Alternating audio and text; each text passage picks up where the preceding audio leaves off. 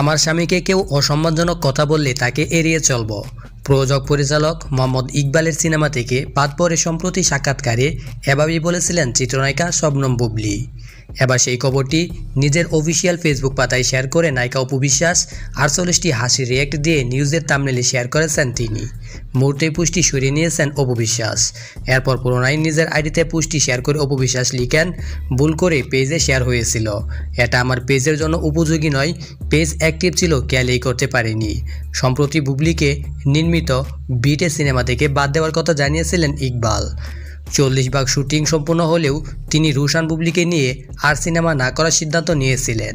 তবে নায়িকার দাবি তিনি নিজেই সিনেমাটি থেকে সরে দাঁড়িয়েছিলেন।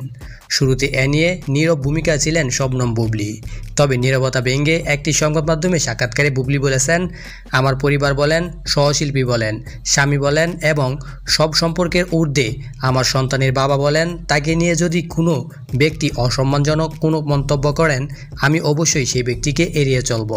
তাই সেদিন থেকে দেখছি শাকিব খানকে নিয়ে ইকবাল ভাই আপত্তিকর মন্তব্য শুরু করলেন, তখন থেকেই আমি তাকে এড়িয়ে চলছি।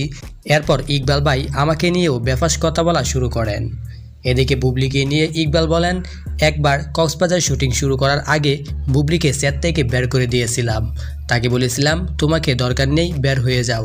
ম্যানেজারকে বলেছিলাম বিমানের টিকিট করে দিতে, চলে যাক, আমি ওরে নিয়ে সিনেমা করব না। নিজের ভুল বুঝতে পেরে তার 1 ঘন্টা পর এসে শুটিং করেন বুবলী। তুই আমার প্রেমের ফিলে ঠুমকা লাগালি।